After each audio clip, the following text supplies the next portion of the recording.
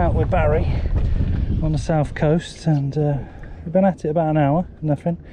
Just come over to this point. He's just, what you got on us? Andy? Andy. Hit it really hard. That's beautiful. Hey!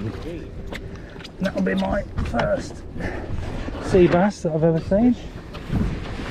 Stick it down there so it doesn't flap out. There we go. Lovely.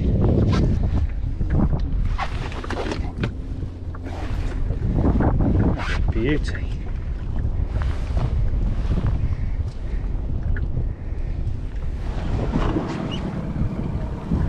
I've just hooked into what looks like my first ever bass. Nice one. We're just moving spots, and Barry said let's troll to the next spot. And I put a scatter wrap shad on. I'm gonna, if I wouldn't mind netting this just to make sure I get it. Not normally the size I would net, but I'm quite excited about it. I just want to get it in. Hold that. Oh, that's beautiful. That's the average size, is it? No, that's smaller. smaller. So Barry's dealing in the big ones. No, you catch lots of them. So what you got on there, Baz? Lure-wise? The one I just showed you, the parlour. It just goes slightly deeper than I was, I think. Oh, I've got a trace on it. That's not next to me. Beautiful.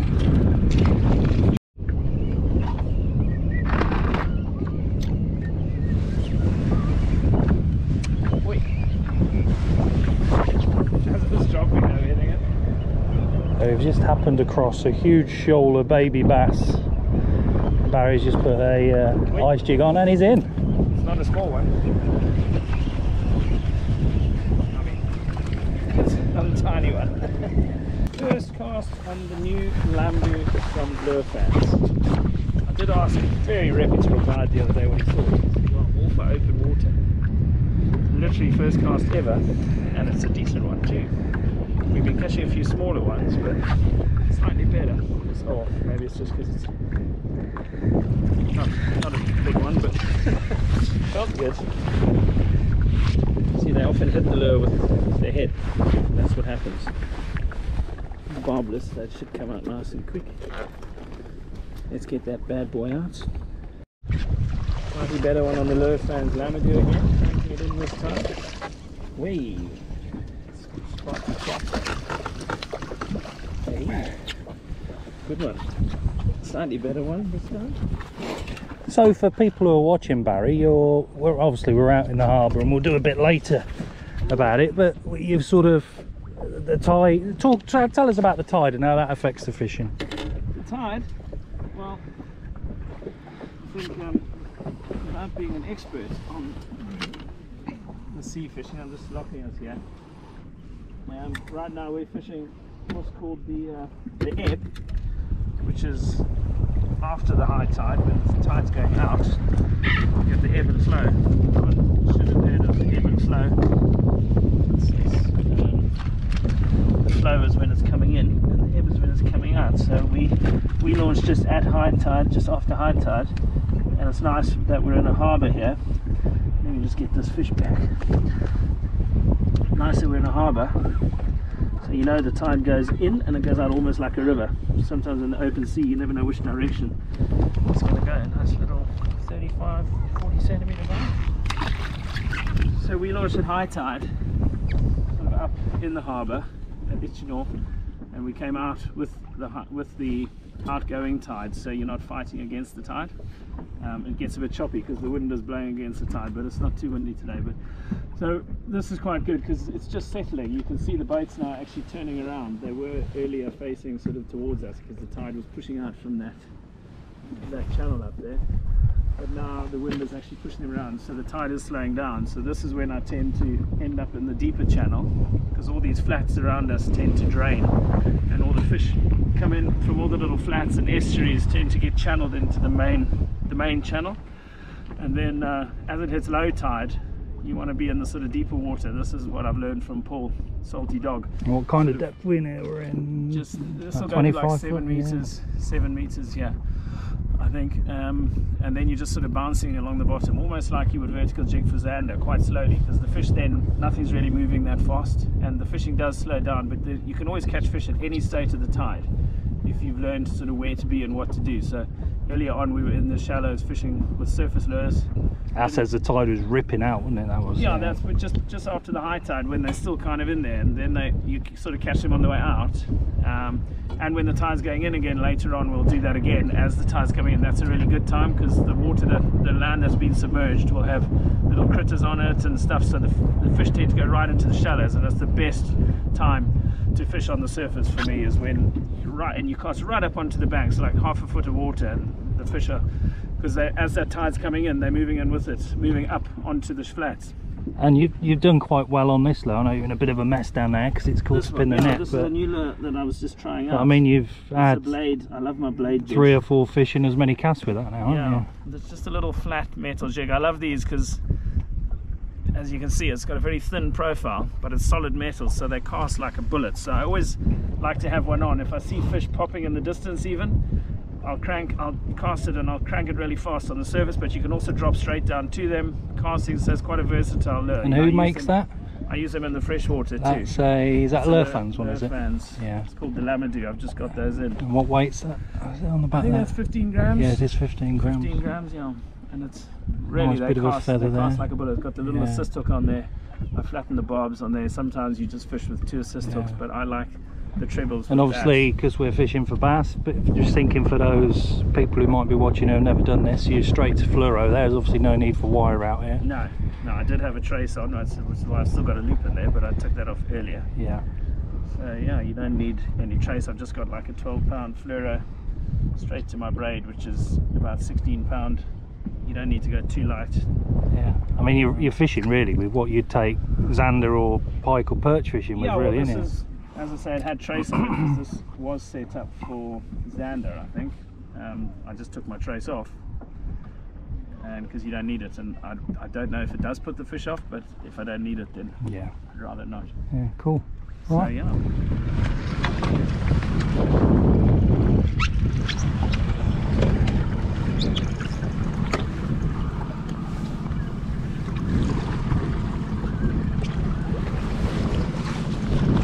Nicest one for a while since the first one. In you go. Thank you. Ooh.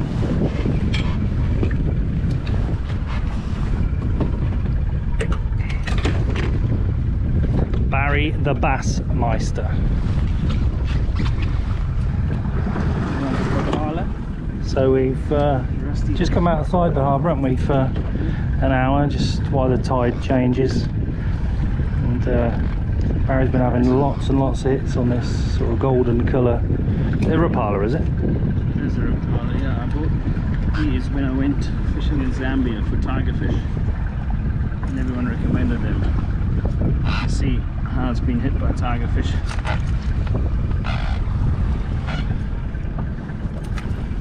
Beautiful fish. Oh yeah. Oh. Good fish. Nice fish? Yeah.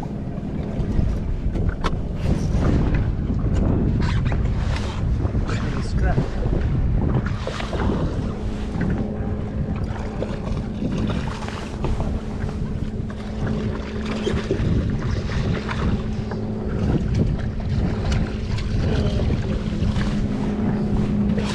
I thought that was bigger than it was. So.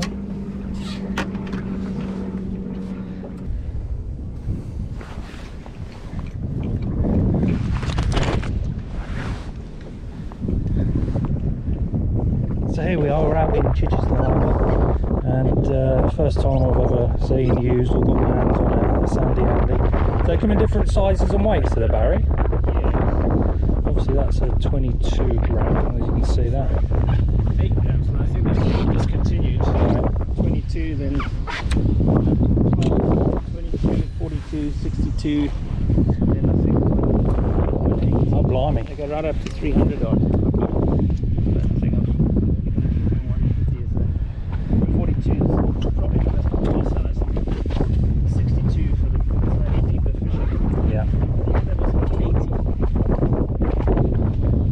range of different patterns and colours. So how many comes in a pack? Comes with one head and a body fixed, and then a spare body. We also sell them singles. Right, oh, good. In some, and then you sell the spare bodies and the spare heads, so you can buy and make them up.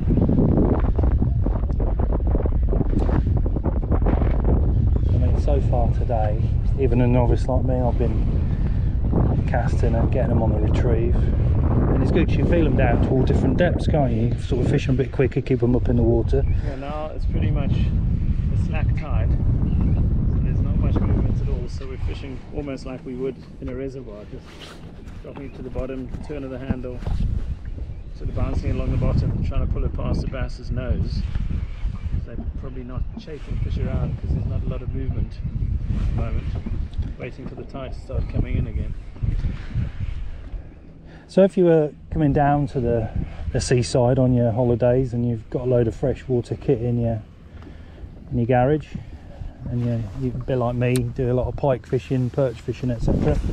I mean, what sort of rods and line do you know, reels? What can you get away with realistically? Oh, I saw that go again. Why?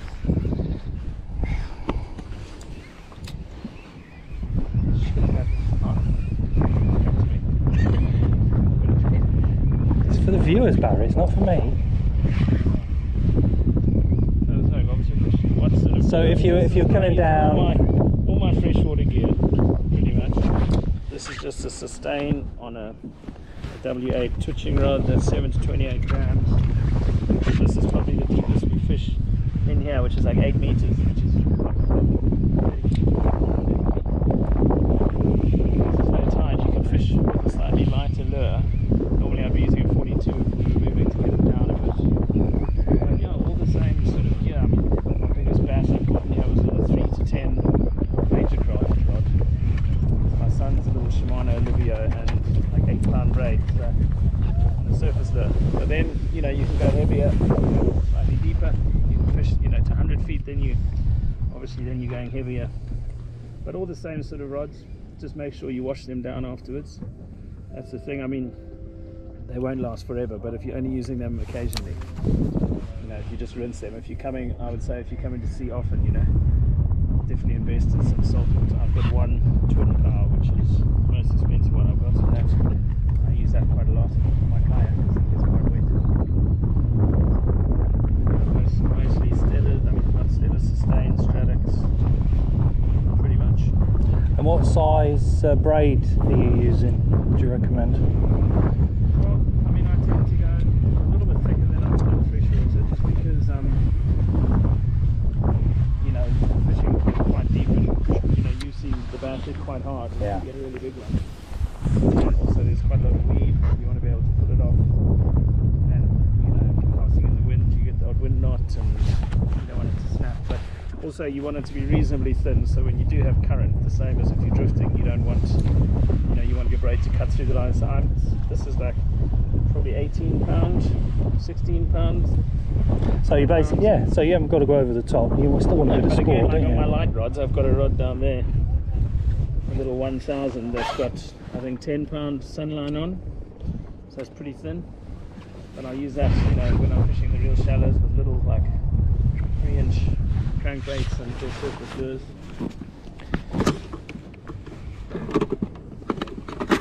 See if I've got something here. Just a little crankbait like that. So it's just a little deep diving, really light. Use that on a really small rod. And that sort of brings me to my next question. I mean, until today I'd never done it. So you would always have, I know you've been doing this for years now, but again, just thinking of the people out there who are perhaps thinking about it, and there's not a lot on the internet or whatever. Sort of 5 lures you'd bring, what would you bring? 5 lures? 5 lures. You can only bring 5 lures. I only have 4 rods. Okay, 4 lures. I'll have a fit. I'll try to have one set up, so I always have a soft plastic option. This one usually a sandy handy.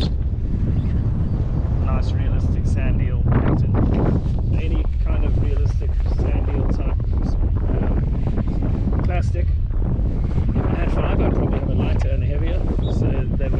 rate them that much. Yeah, 42 gram on the heavy one, so when it's deeper and the tide's pushing, I can use that. And then this is a 22, and then I'll have a crankbait, probably like a, you know, a long sort of where those crankbaits. Again, I'm a bit of a sucker for, you know, with bass. I don't tend to use the chubby crankbaits much. This sort of thing. I showed you the smaller one, so the slightly bigger one. I love the orange bellies. And what sort of depth you open that's going to go down to? Will go to about 3 meters. Yeah. You know, 15 feet maybe. If you're trolling, if you're cranking, you know, a little bit less maybe. And then I'd have, you know, your shallower diving lures, the shallow crankbait.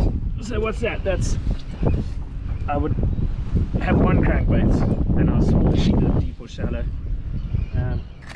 Did you mean specific? No, I'm just thinking for people if they come in and they just, you know, don't want to break the bank and they just want to have a go at it. That's what I've been using today, not that one. That was just on my W8. I always have a metal. You've done quite well on them today, haven't you? Yeah, because I always like to have a metal rigged up.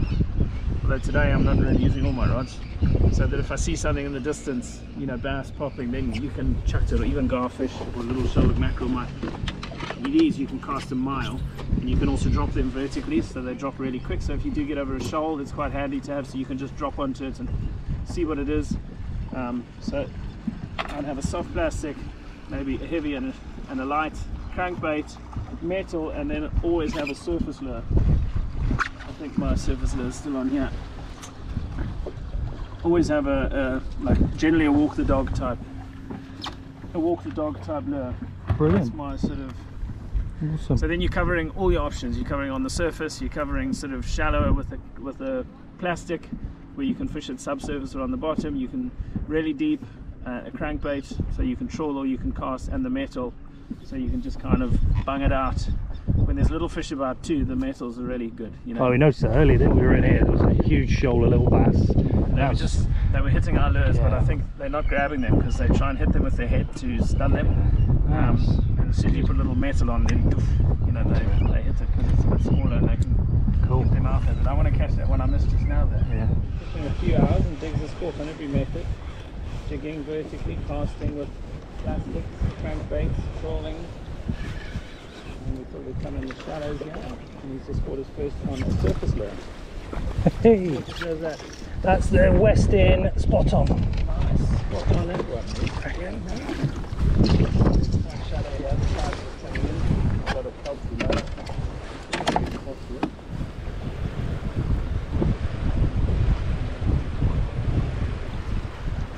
Any joy? Nice though to not be fighting. Wow. Barry just lent me one of his new. Barry's just lent me one. It was one of his new Lurfan's little crankbaits. Was it the V something? Wasn't it? V70. This is the rumour, isn't it? You got the same one I've got on. And a bass has just hit this. As we're coming along here, we were just moving positions. This feels quite nice.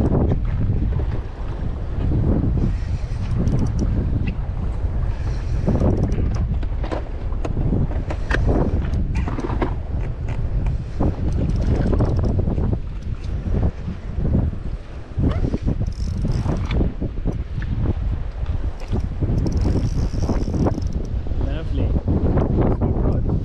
Yeah. A nice one. Your biggest yet.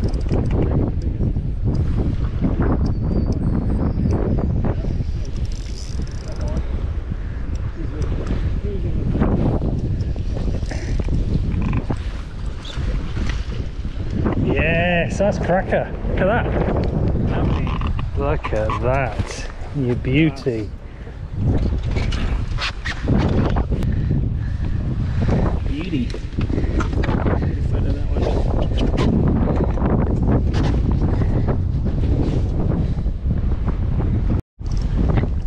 They're loving this little Lurfan's crank.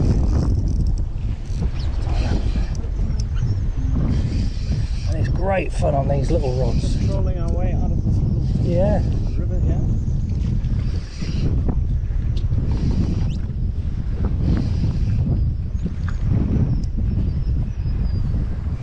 Oh, nice. A bit of mud. You need the net?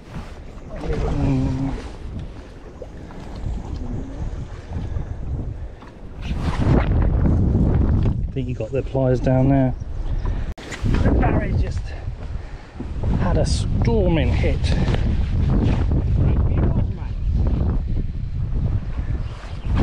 She's using these little lure fans. This is a light rod. This is a 5 to 15 street stick. stick, Also yeah. quite soft. Not as yours is 5 to 15, but it's the.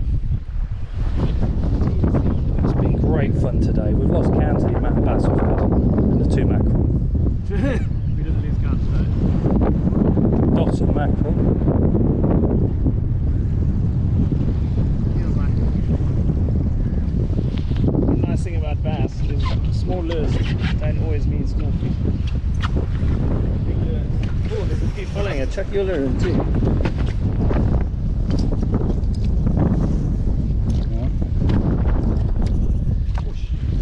Bit of a tangle, yeah? There we go. Where is it? Let's check it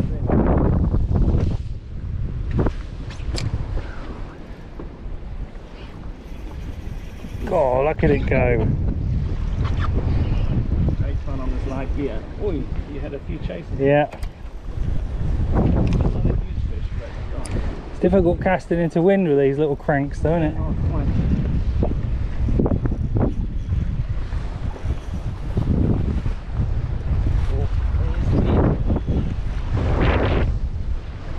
At least the tide's coming in, so if we do get beached, it'll be fine.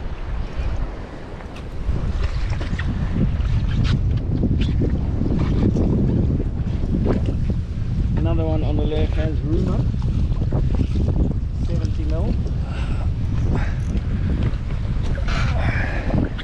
Do you want me to try that out while you reposition us, or do you want to picture with it? Let me just get him back. Lovely. Hang on. Yeah. Different colour.